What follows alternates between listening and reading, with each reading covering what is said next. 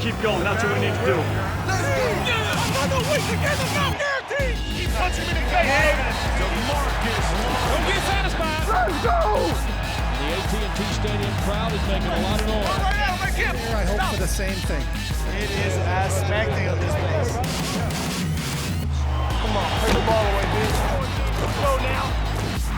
Cowboys on 3. Make it loud. 1, 2, 3. Cowboys.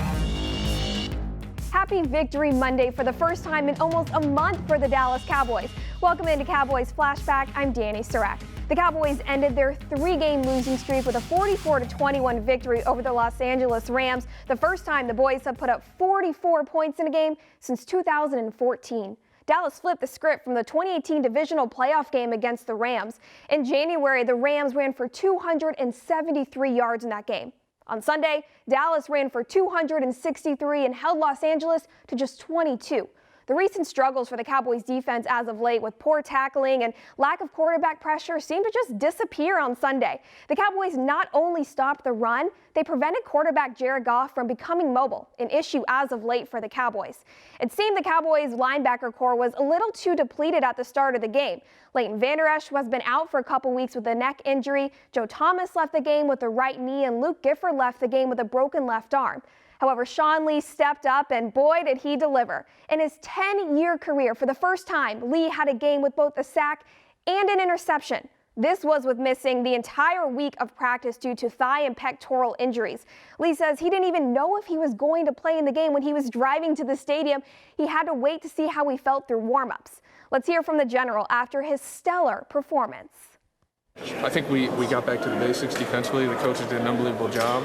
I think we felt that, you know, our identity was at risk. We weren't playing like we played really for the last five years, with effort, with hitting, and we weren't the type of team and defense we wanted to be. And we said, hey, let's win the hitting, let's win the hustle, let's keep it simple and play right, and that's the start. And I think we did that tonight. What's the value in your eyes in return that you wanted to house that? I mean, what's going through your mind when you're running high school running back days? Well, yeah, that's right. My high school coach was actually at the game, so I wanted to give him a little flashback highlight of what I did in high school. You know, it's one of those things where you want to get as close as you can to help the offense, and so I would have liked to score, but like I said, I don't think I'm fast enough to get in there. Being one of the leaders on this defense, what does it mean to see you guys as a unit come out and play with the physicality level that you guys did today? Well, you know, we've done that at times this year, and we've played good defense, but we haven't been consistent. We know if we want to win games and get to the playoffs, we have to be the team the defense that plays like that. It was great to show it, but we have to do it week in, week out, and we have a big one next week that we have to do it in. Was there any conversation about holding you out of this game because the more important one was next week? I think there was a thought that if I we had to see where I was today, and I warmed up and felt good, and once the game got going, felt really good. And so, like I said, I think the trainer did an unbelievable job of keeping me out, making sure I was fresh to give me the best shot. Were you surprised you felt that good? This is not how you like to do it. Were you surprised when? Yeah, I think having the time off, we had 10 days for this game, and we had played 3 games in 11, 12 days, and I think having that time off along with the trainers coming up with the game plan, I think that helped. Sunday's game was almost like turning back the clock for 2 of the oldest players on the Cowboys roster. Not only did Lee have a standout performance, so did tight end Jason Witten, who Lee says has been an inspiration to him throughout his entire career. Don't go anywhere. Right after this, we'll switch gears to how the Cowboys performed on the offensive side of the ball. Dallas Cowboys Flashback, presented by Reliant, is brought to you by AT&T. Rico's products make every game a home game with Rico's. Cigna, together all the way. And by Reliant, an NRG company.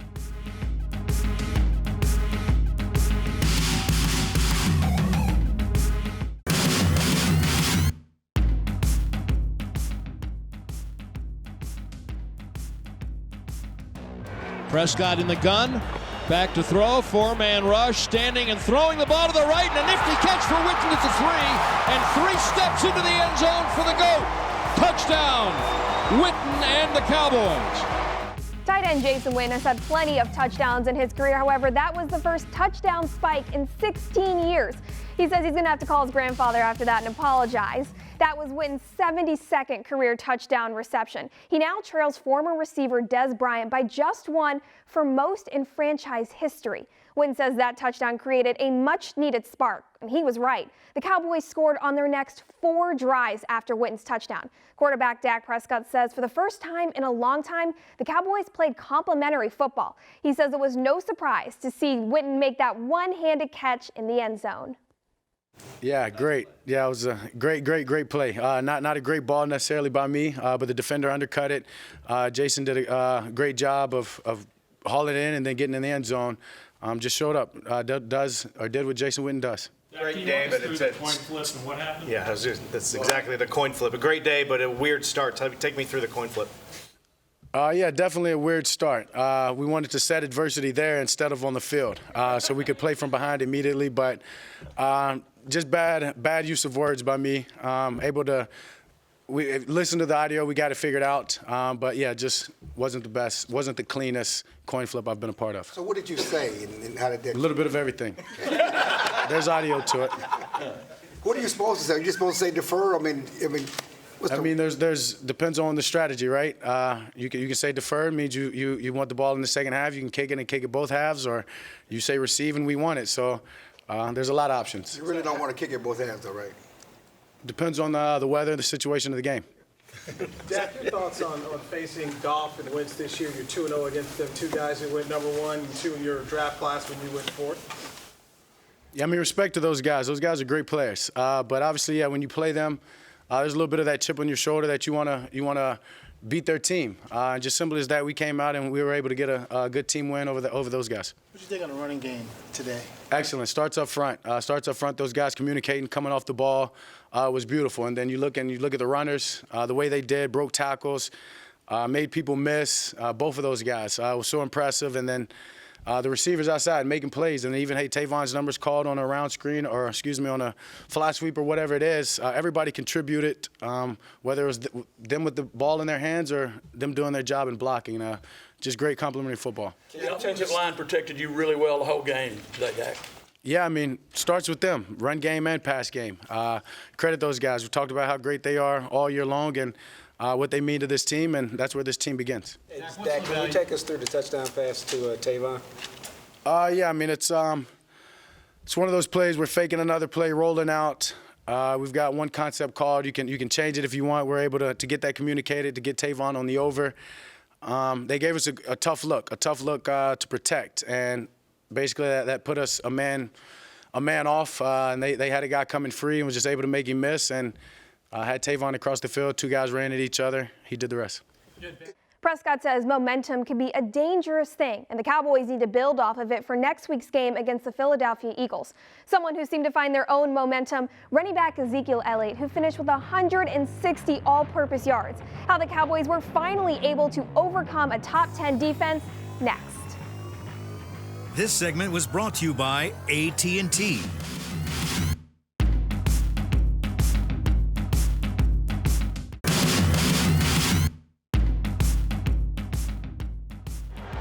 Officially from the 3, they run a read option handoff. Elliott broke through and walked the dog.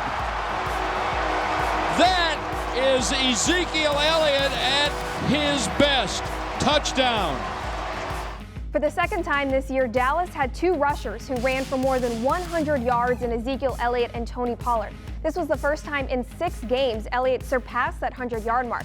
The Cowboys' offensive line stepped up to the challenge of the Rams' defensive front, which includes back-to-back Defensive Player of the Year, defensive tackle Aaron Donald, who entered Sunday's game with 56 quarterback pressures, the most in the league. The O-line created time and space for the running backs to do what they do best. Elliott gives credit to his offensive line for why he had so much success in Sunday's game. Yeah, I mean, we ran the ball really well today. The O-line, I don't know what they ate for breakfast, but you know, they did a hell of a job and made it easy on us backs.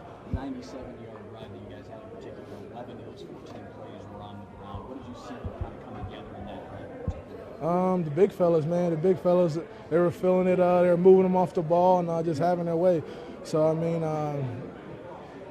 why not? I mean, it's really important to win the rest of these games. But I mean, definitely get some momentum back in our favor, and you know, just kind of end that losing streak. It's definitely gonna help the morale of this team, and you know, I think it's a good start for us. Is there a feeling where has this been? Not really. Like I said, we know the type of talent we have in here and what we're capable of. We just haven't put that on the field. So, I mean, we just got to make sure that we keep playing this way. People had a lot of fun with Jason Garrett showing you guys highlight videos. A lot of his plays coming from last season. But how much did that resonate with you guys to see what you guys look like when you play complimentary football? I mean, he just was giving us a reminder of who we are. You know, I mean, the morale was low. 3-game losing streak. I mean, he just kind of reminded us who we were. Yeah. Should this remind people of the type of coach he is? Yeah, for sure. He got us ready to come out here and play the way we did today. I mean, we gotta keep this thing going. I mean, we can't let this thing have us riding too high. We gotta make sure we handle our business next week. How good does it feel to know with everything that's happened this season that come next week a single win gets you in the postseason? I mean, yeah. I mean, it's great to know that a single one gets us in there, but that's not our goal. Our goal isn't just to make the playoffs. So, I mean, like I said, we want to keep this thing rolling. We want to ride this momentum, and you know, I don't know. The Cowboys play the Eagles next week for the top spot in the division and their way into the playoffs. The Cowboys will enter that game with confidence in their new kicker, Kai Forbath, who had an impressive Cowboys debut. Stay where you are. An exclusive interview with Forbath right after the break.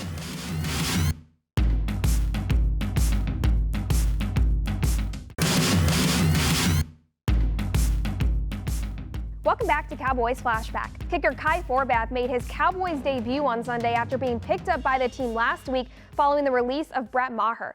Forbath was 3 for 3 in his field goals, including a 50-yarder, and made all 5 extra points. Forbath checked in with Brad Sham and Babe Laufenberg following his first game in a Cowboys jersey. It's a much better feeling around here this week, and we'll give Kai Forbath all the credit because he wasn't here the last 3 weeks, and he's here today. So since you won and the rest of the day was so successful, let's start off with what the heck happened on the opening kickoff? I think I was just a little too excited. Such a great environment in there. I was pumped up, excited for my first game with the team, and just swung a little too hard. But, you know, I took it one kick at a time, came back, and I think I had a pretty good day. And Kai, there was a time when we did this post-game show. Brad knows this. Terrell Owens wouldn't do the show if I was on it, so I would step out. And I'm not so sure I want to interview you, because pulling back the curtain, Kai went to our rival high school. He went to Notre Dame High in Sherman Oaks. I went to Crespi High in Encino, but we're going to make an exception today. Heck of a job, and the 42 just seemed to be your mark today. Yeah, I mean, the second time I just said, I've already made this, you know, it's easy. So it's funny that the first field goal, though, was a 50, and I was talking to LP before it, and I was like, this is crazy. I've had 3 teams that I've played for where a 50-yarder has been our first kick of the game for the team. So, you know, it was nice to get that one and, you know, show the team, the coaches, the fans that I can make some kicks. And I know you're in New England for a week there, and what's the life of a kicker there where you're trying out, you're waiting for the phone to ring? And on the one hand, you don't wish ill will. These are your brethren that are kicking, and on the other hand, that's when you get the call when somebody's not doing the job. Yeah, you know, you never root against kickers because we're all in the same boat together. And bad karma. Yeah, bad karma. But you got to stay ready because that phone call comes at any time. Yeah. You know, I'm just glad they gave me the opportunity, and you know, hopefully keep doing this. When you come in the middle of the year, you're familiar with that too. Yeah. But does it feel more like you're one of the boys after you play a big role in winning a game? I mean, guys have been so great all week, welcoming me and making me feel like, you know, at home. So I had nothing but confidence coming in, and, you know, hopefully we'll all keep it rolling. You hadn't kicked a 50-yarder, circumstances having dictated it, in like a couple of years. Did that even run through your mind when you stepped up for that? No. And I knew that one was a 50, but I typically don't like to know the distance or think about it. Obviously, I can see it, but I don't think about it because I want to swing the same every time. Well, here's what I do know. You want to know. You want to know. And tomorrow we're 0-0, and it's a new week. Being able to capitalize on field goals is something the Cowboys have missed this season. However, Forbath delivered. On the other side of this break, we'll hear from head coach Jason Garrett on what worked for his team in order to snap that 3-game losing skid.